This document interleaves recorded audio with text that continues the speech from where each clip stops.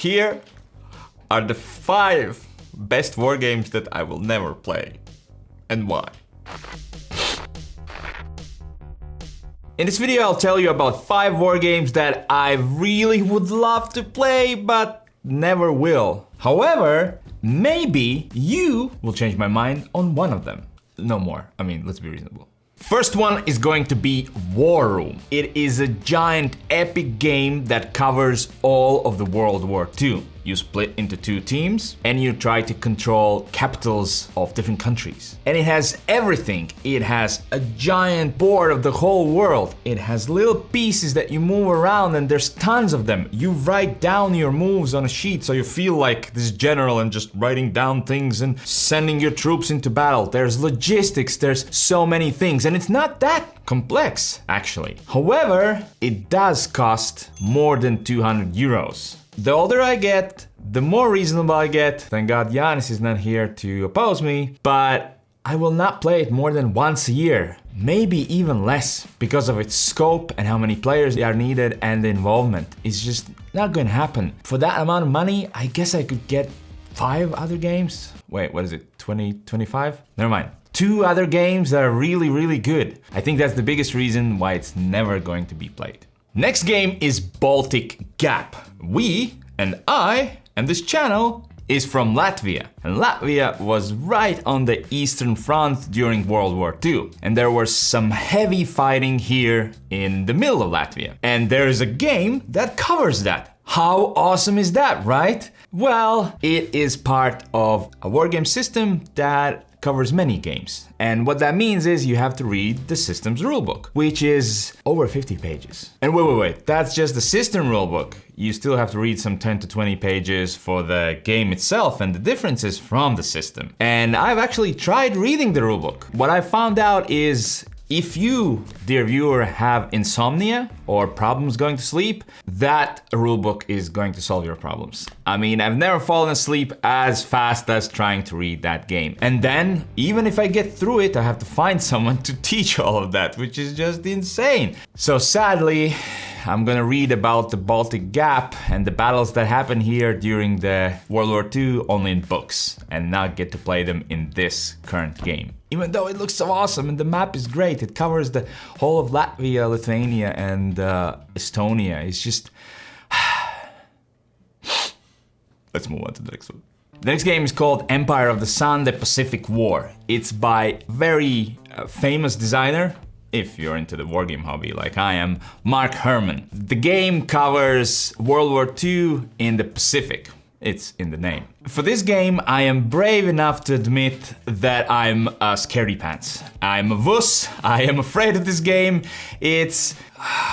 Yes, the previous games I mentioned might have a lot of rules and things, but this just has too much of everything. The detail that goes into this, it's almost like a separate hobby within a hobby within a hobby. Dealing with this game and all the things it covers and historical aspect and planning everything, it seems like you play 10 games of chess at the same time, non-stop while playing this game. It is just insanely complex and full of different things, and I get it. The designer wanted to cover all the little things that happened there and all the possible things that could have happened, and that is great. Block war games is a separate part of war games. We have talked about some of them on this channel. What it means is you have these little blocks that are facing you and the other player doesn't know what they are, what units they are, how strong they are, how healthy they are. And the next game uses that. It's essentially a block wargame through and through. It's called EastFront 2. But it's a combination of things.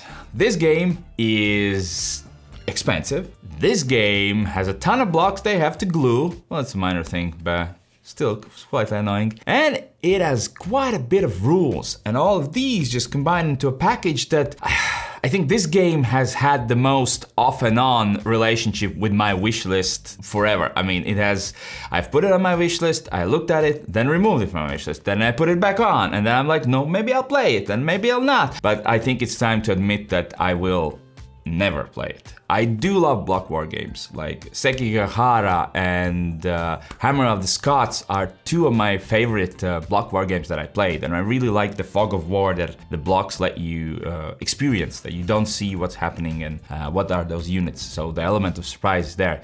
But on that scale, I don't know, it's just, well, I do know it's not going to happen. It's just not going to happen because of these many reasons that bunch into one package. It looks like an awesome game, but sadly, never gonna happen. One of my favorite games of all time is Twilight Struggle. The first time I tried this game, my mind was blown. I thought it's very complex. That was a long time ago. It's an easy game now. And I thought, okay, what's the next card-driven game that I should try? What card-driven means is that each player gets a hand of cards and you can play these cards for the action points that are on the cards and doing different actions, or the event that is on the card. And it's always a great choice. That event is great, but I need the action points. And I thought, what's the next most popular card-driven game that is there? And turns out it's Paths of Glory. Paths of Glory covers World War I. Weirdly, people who I know who play war games are not that excited about World War I. That's one reason. I don't have anyone super excited about World War I, but that might be a small thing. The next thing is the amount of scripting, maybe? I've read that this game kind of pushes you into doing things the way they happened, and there's really no way around it. And then just kind of feels like more of a simulation than a board game. And the last thing why is the amount of rules and how unforgiving the game can be. I've read that you make one mistake, and obviously, again, that's what happens in war. Definitely a good simulation. But I feel like I want more freedom in my choices and things to do. And so I don't think I'll ever play this because of those reasons. Even though it looks amazing, covers the whole World War I, and it's just amazing package. And I think it's one of the more accessible ones from this list, kinda. Not all of them are very light. But maybe you will tell me that I need to play one of these. What would that one be? If I would push away all my scarediness and just, you know, and convince my wife that yes, that is a good financial investment, which one of these should I try? What would be your pick? And let's see. How about the one that's gonna be voted the most? I'll try to get it, one way or another. I'll learn it, one way or the other. Just don't pick Baltic Gap, please. And play it, and in one of our videos, report back to you what I thought, and maybe, who knows, maybe it was all worth it. Anyway, and thank you for watching, and thank you for supporting our channel. You haven't yet? You can read how in the description. Bye!